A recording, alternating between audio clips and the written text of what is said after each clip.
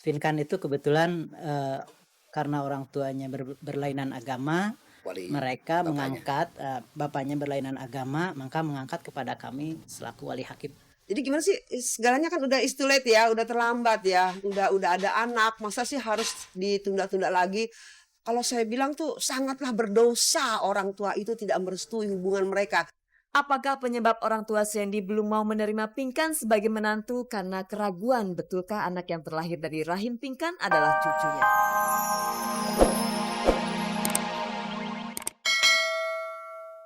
Masih bersama saya Nela Ane di Gospot. Kalau Anda hamil di luar nikah, pasti Anda tidak ingin aib tersebut diketahui oleh orang lain. Seperti Pinkan Mambo yang terus saja berkelit mengenai kejelasan ayah dari anak semata wayangnya, Muhammad Alfa Rezal. Tapi sekarang Pinkan tidak bisa berkelit lagi karena ibundanya kemarin secara belak-belakan menjelaskan tentang status Pinkan yang sudah bersuami. Tapi apakah pernikahan tersebut terjadi sebelum atau sesudah hamil? Inilah Gospot.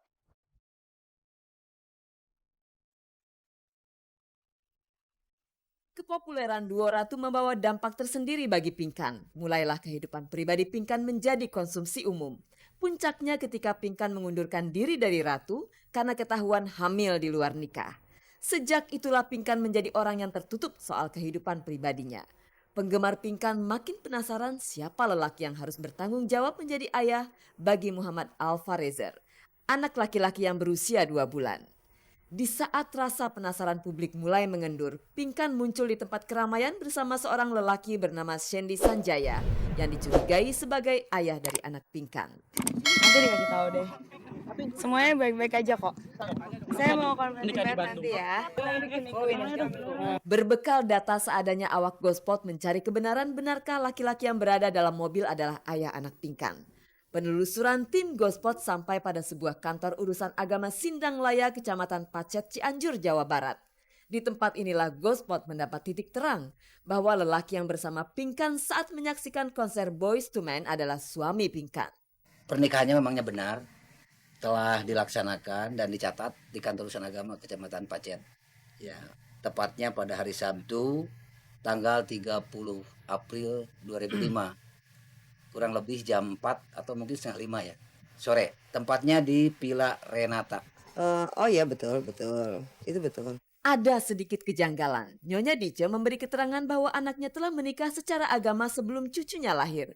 Tapi menurut KUA setempat, Pinkan dan Sandy adalah pasangan yang belum pernah menikah. Seperti saya bilang dulu ya, waktu itu kan tidak resmi. Sekarang kita lanjutin ke tingkat yang resmi supaya terdaftar di negara. Belum Belum nikah, nikah. betul. Statusnya belum menikah. Sesuai dengan KTP yang mereka tunjukkan. Sejak pacaran sampai Pinkan mengandung anak di luar nikah, orang tua Sandy Sanjaya tidak merestui hubungan mereka. Bahkan setelah Muhammad Alfa Rezer lahir, orang tua Sandy belum mau menerima bayi mungil itu sebagai cucunya. Jadilah Pinkan menikah tanpa restu orang tua Sandy. Untuk memadukan dua keluarga tuh kita tunggu-tunggu ya, niat baiknya tuh kayaknya nggak ada. Sudah ditunggu-tunggu kok udah sekian lama ya, akhirnya kita udah nggak sabar juga ya karena kan anak udah besar. Jadi udahlah Ping, nggak usah nunggu mereka, ya akhirnya kita semua sendiri semuanya gitu lah. Dia membawa persyaratan lengkap, N1, N2 dari Kelurahan Cipete Selatan, Kecamatan Cilandak, dari Jakarta untuk Pinkan, dan namanya itu Pinkan Ratnasari, sesuai dengan data dari akta kelahiran. Itu. Terus saudara Sandi itu bawa NA-nya, persyaratan untuk nikahnya itu dari Kelurahan Geger Kalong, Bandung. Ya, dia ke sini karena persyaratannya lengkap. Dia ke sini itu numpang nikah, Pak. Keruwetan pernikahan Pinkan dan Sandy belum berhenti sampai di situ. Orang tua Sandy seperti mengulur-ngulur waktu untuk menikahkan anaknya. Sedangkan perbedaan agama menjadi penyebab orang tua Pinkan bercerai. Saat menikah, ayahnya Joke Mambo tidak mendampingi Pinkan. Pinkan itu kebetulan karena orang tuanya berlainan agama, Wali mereka bapaknya. mengangkat, bapaknya berlainan agama, maka mengangkat kepada kami selaku wali hakim. Artinya dari pihak sana itu yang hadir cuma beberapa aja dan itu sudah saudaranya orang tua istri nggak datang gitu kan. Jadi kan kita turut prihatin kan. Saya malah kesian kan ngelihat anak ini gitu loh. Jadi anak kan perlu dibikin support ya gitu. Jadi gimana sih, segalanya kan udah is too late ya, udah terlambat ya, udah ada anak, masa sih harus ditunda-tunda lagi? Kalau saya bilang tuh sangatlah berdosa orang tua itu tidak merestui hubungan mereka. Apakah penyebab orang tua Sandy belum mau menerima Pinkan sebagai menantu karena keraguan betulkah anak yang terlahir dari rahim Pinkan adalah cucunya? Loh, kenapa lu mesti ragu, ya kan? Kan seperti saya bilang gitu kan, mungkin kalau Anda ragu, kita kan juga punya hitam di atas putih, ya kan?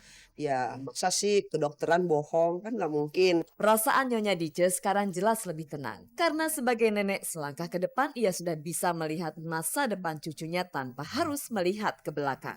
Ya kan, untuk bikin akte kelahiran kan harus ada register gitu kan. Untuk itu kan harus ada buku nikah.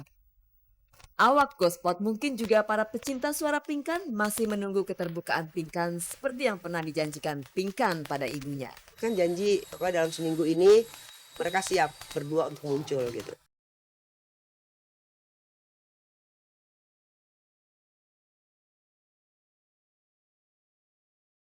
Pemirsa, ada apa ya dengan Delon dan Rachel Maryam? Kabarnya kemarin mereka berantem loh. Dan saking keselnya Rachel sempat melayangkan tinjunya kepada Delon. Namun sebelumnya Anda harus mendengarkan gosip yang menimpa rumah tangga Yeni Rahman. Kabarnya sang suami telah berselingkuh. Dan setelah mendengar gosip tersebut, tim Gospot langsung mendatangkan Yeni Rahman untuk meminta klarifikasinya. Inilah penuturannya.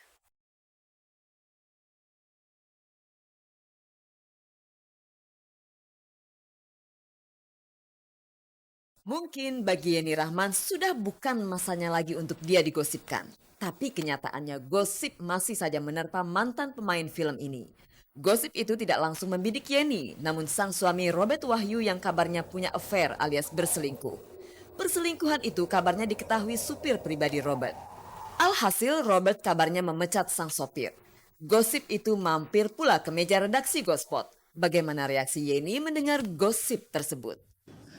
Kabarnya itu dari siapa, dari mana, ya alhamdulillah kalau bisa diinformasikan kepada saya supaya saya juga bisa ikut jajakin gitu kan. Tapi yang jelas berita itu nggak benar. Kan berarti orang itu nggak sportif, orang itu hanya mau lempar fitnah kan. Saya kira kalau berita-berita yang nggak benar nggak perlu diklarifikasi.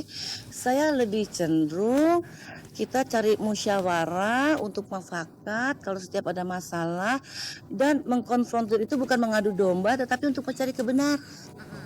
Kalau Anda datang ke saya, kalau memang ada berita-berita yang kiranya bisa merugikan saya, merugikan kehidupan saya, nah itu bukan jangan katanya.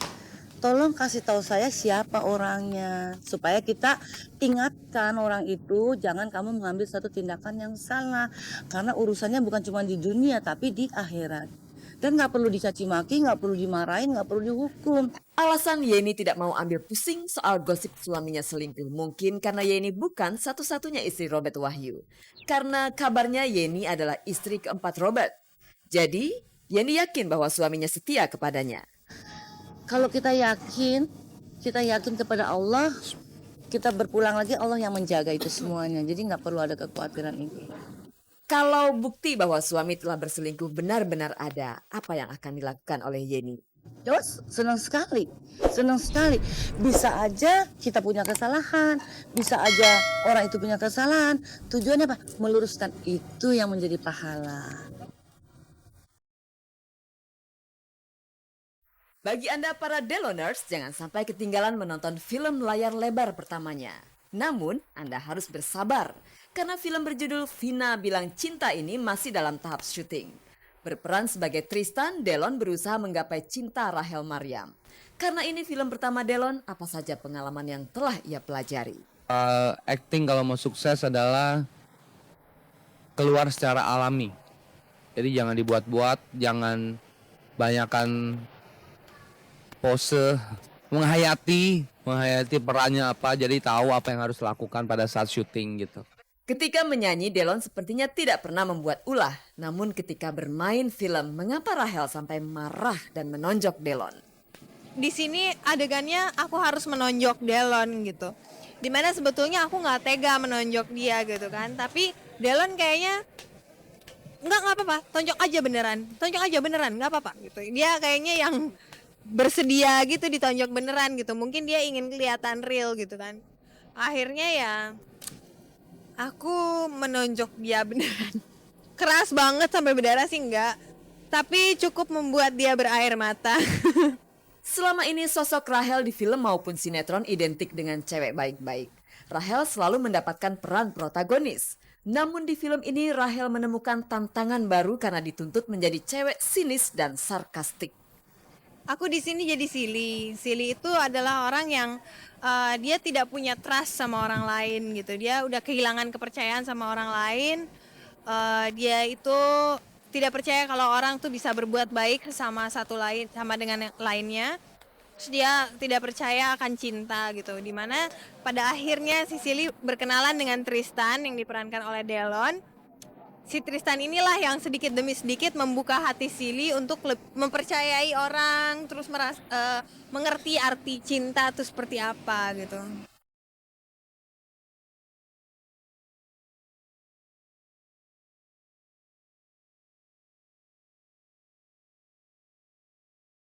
Improvisasi dalam berkarya memang perlu, tapi jangan sampai improvisasi tersebut kebablasan. Gospot akan segera kembali. Angel Elga kemarin memancing reaksi lain dari Mariana Siagian. Mariana yang yakin bahwa Angel adalah pelaku pencurian barang-barang mewah miliknya, semakin berang dengan alibi Angel. Apalagi setelah ia mengetahui bahwa Angel menuduhnya mengancam Rhoma Irama. Ada apa sebenarnya di balik kasus pencurian barang-barang berharga ini?